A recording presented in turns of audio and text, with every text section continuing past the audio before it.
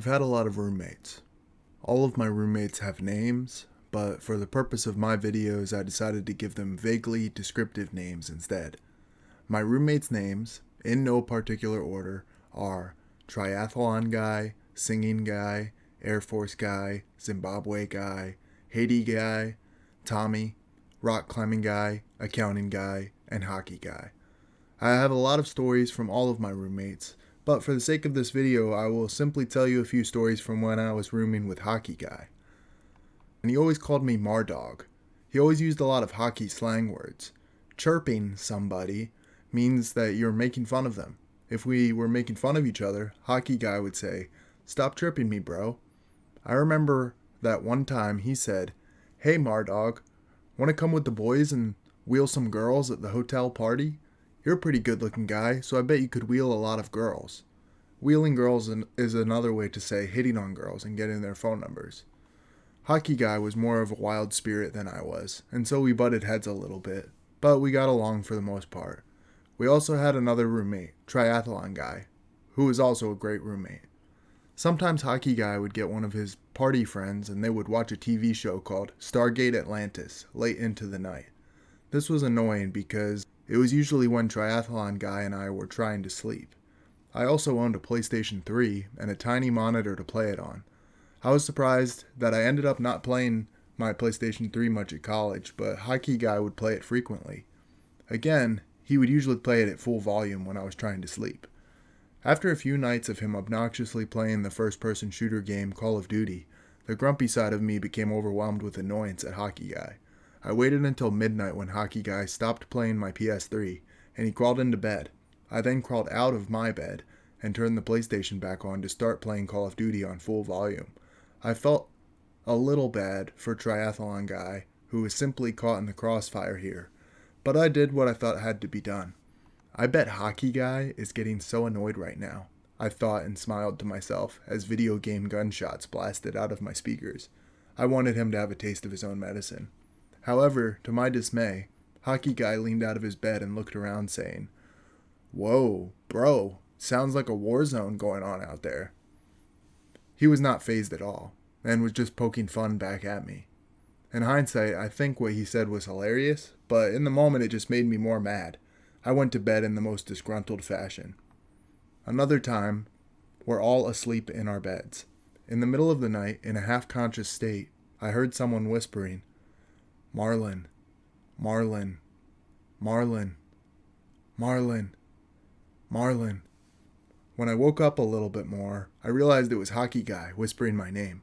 I exclaimed in a loud whisper, "What?" And he whispered back, "I miss you." The next day I asked him why he did that, but he claimed that he didn't know what I was talking about. I know that he had some kind of fondness toward me because one time he asked me to be his partner for playing beach volleyball. Hockey Guy and I were on the same team, and we were playing against a shirtless guy and some girl. I was wearing a sleeveless shirt. Hockey Guy took his shirt off. We played for a while, and then at one point, shirtless guy on the other team spiked the ball at me, and I missed it. Their team got the point, and I shook it off quietly. For whatever reason, shirtless guy wanted to rub it in that he scored a point. He laughed and said, "Ha, yeah, that's right. I got a point. I bet you're jealous because you don't have abs like me."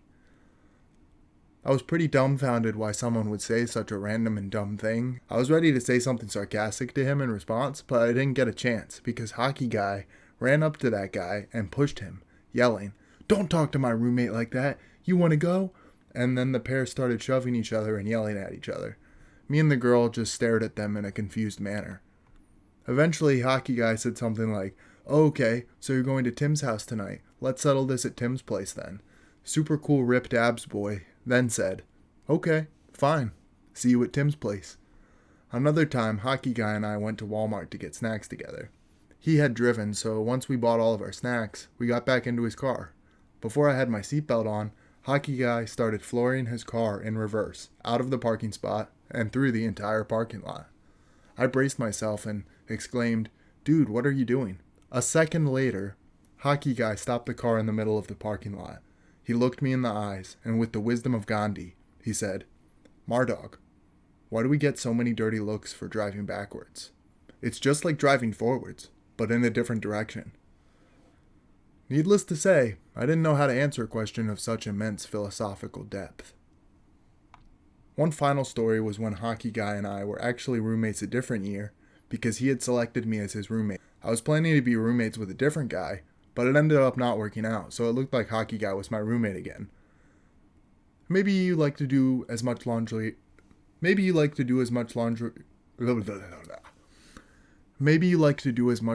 as possible so you can get it over with.